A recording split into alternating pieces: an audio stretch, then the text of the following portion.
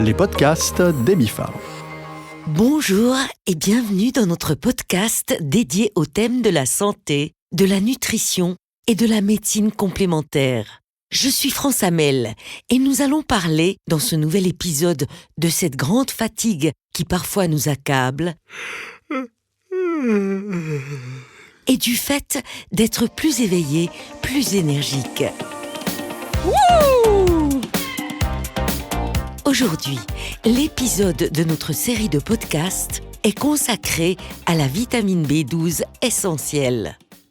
Notre organisme n'est pas en mesure de synthétiser la vitamine B12 par lui-même.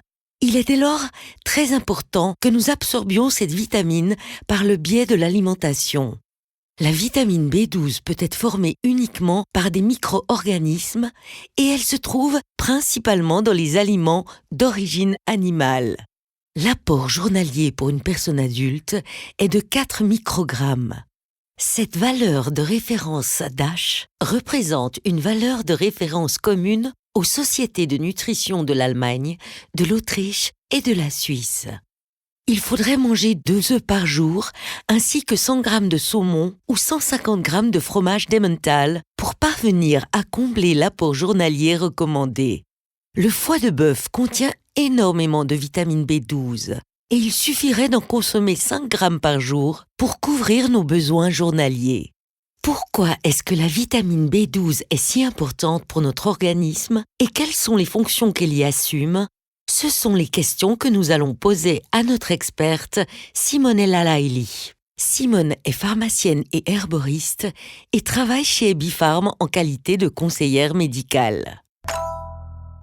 France Hamel. En tête-à-tête avec Simone El Alaïli. France Hamel s'entretient avec la pharmacienne Simone El Alaïli. Bonjour Simone El Alaïli.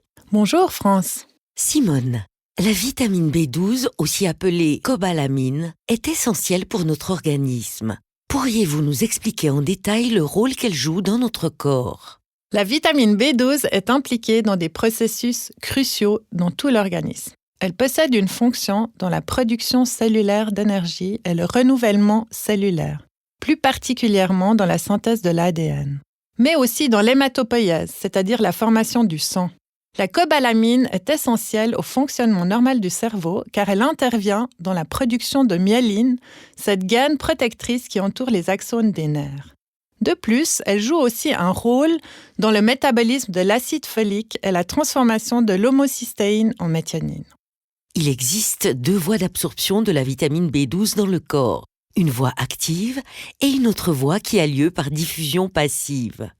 Pouvez-vous nous expliquer ce que cela signifie exactement ? Oui, volontiers. La première voie d'absorption se fait de manière active. Dans la gorge, le peu de vitamine B12 librement disponible va se lier à l'aptocorine. Puis c'est dans l'estomac que la majeure partie de la vitamine B12 sera libérée de son environnement protéique. Dans l'intestin grêle, elle se lie ensuite au facteur intrinsèque qui, lui, a été produit dans l'estomac. C'est sous cette forme qu'elle sera absorbée par les récepteurs spécifiques des cellules intestinales. Par ce biais, un apport de 10 microgrammes de vitamine avec un repas permet l'absorption d'environ 1 à 3 microgrammes de B12. Cet apport est donc assez limité. La résorption est aussi possible sans facteur intrinsèque. Elle se fait alors par diffusion passive dans l'intestin grêle. Toutefois, elle ne permet d'absorber qu'environ 1% des apports. Autrement dit, seulement 5 microgrammes pour 500 microgrammes de vitamine B12 ingérée. De ce fait, ce mécanisme d'absorption n'entre en ligne de compte qu'à la prise de doses élevées sous forme de supplémentation. Des doses impossibles à atteindre avec une alimentation normale. Il a été constaté que des doses orales d'environ 250 microgrammes peuvent prévenir un déficit en vitamine B12 en cas de sécrétion réduite ou inexistante de ce facteur intrinsèque.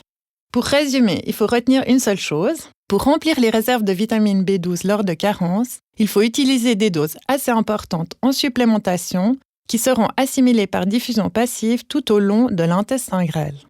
Est-ce qu'une carence en vitamine B12 est une situation que nous rencontrons fréquemment au sein de la population et quels sont les symptômes qui caractérisent cette carence ? Environ 40% de la population suisse est touchée par un déficit de vitamine B12 qui peut être plus ou moins important. La première plainte des personnes souffrant de cette carence est souvent un sentiment de fatigue générale et de lassitude. Des manifestations cliniques vont se traduire par des symptômes neurologiques, tels que des douleurs, des paresthésies et des neuropathies. Et le patient viendra se plaindre de troubles cognitifs, comme un manque de concentration ou des troubles du sommeil ou des états dépressifs. Des troubles digestifs multiples, signes d'une malabsorption intestinale, d'étiologies diverses seront souvent observés. Et des anomalies hématologiques seront peut-être apparentes dans la formule sanguine. Mais ce qu'il faut savoir est que certaines carences en vitamine B12 peuvent aussi être totalement asymptomatiques. Quelles sont les personnes qui font partie d'un groupe à risque en termes de carence en vitamine B12 ? Tout d'abord, les végétariens et les véganes, car les aliments à base de plantes ne contiennent que des traces de vitamine B12. Les patients polymédiqués sont aussi des patients à risque. La metformine, par exemple, diminue l'assimilation de la cobalamine à partir des aliments. Certains médicaments largement prescrits, comme les inhibiteurs de la pompe à protons, empêchent la bonne extraction de cette vitamine en raison de leur mécanisme d'action qui modifie le pH gastrique. Les personnes âgées, les femmes enceintes et allaitantes, et surtout les personnes souffrant de troubles gastro-intestinaux chroniques sont à considérer comme des groupes à risque.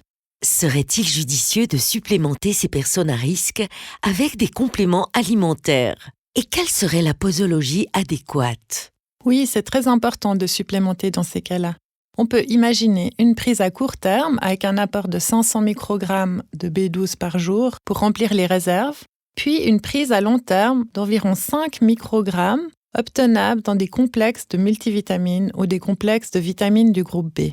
Encore une dernière question. Est-ce que l'apport en vitamine B12 est sans danger ou est-ce que la prise d'une quantité excessive de vitamine B12 peut avoir des conséquences négatives ?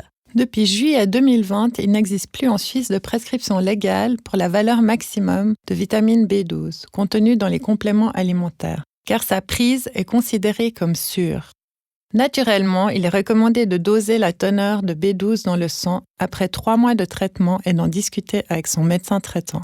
Un grand merci Simone pour toutes ces informations très intéressantes sur le thème de la vitamine B12. Merci France et à tout bientôt. France Hamel. En tête-à-tête avec Simone El Alaili. Voilà, c'était la pharmacienne Simone El Alaili. Simone El Alaili vient juste de mentionner qu'il existe des situations pouvant conduire à une carence en vitamine B12. Dans ces cas-là, il serait judicieux de rééquilibrer le taux de vitamine B12 en prenant un complément alimentaire. Le complément alimentaire Burgerstein Vitamine B12 Boost est un produit qui convient parfaitement. Il contribue à une fonction normale du système nerveux ainsi qu'à la réduction de la fatigue. Ce complément alimentaire est hautement dosé et il est utilisé avec succès dans les situations liées à une charge physique et psychique excessive et entre en ligne de compte également pour les personnes véganes car nous savons dès lors que la vitamine B12 se trouve principalement dans les aliments d'origine animale. Burgerstein Vitamine B12 Boost présente les avantages suivants. Monoproduit hautement dosé, il contient 500 microgrammes de méthylcobalamine.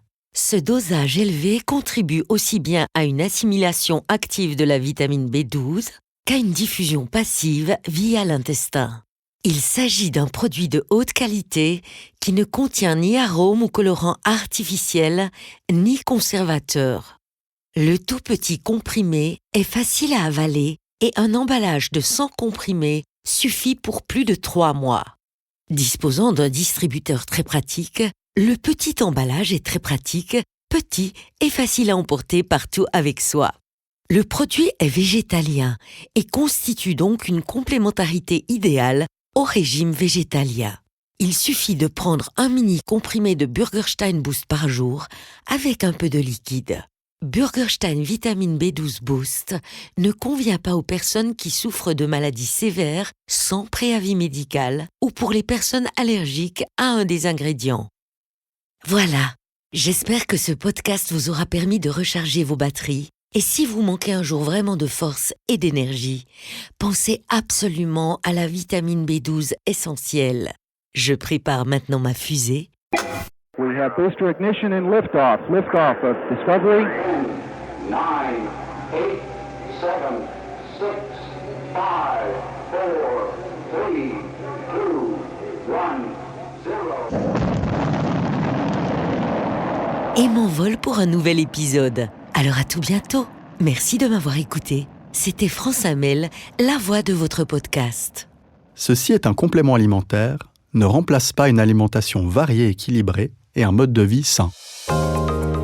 Les podcasts d'Ebifarm.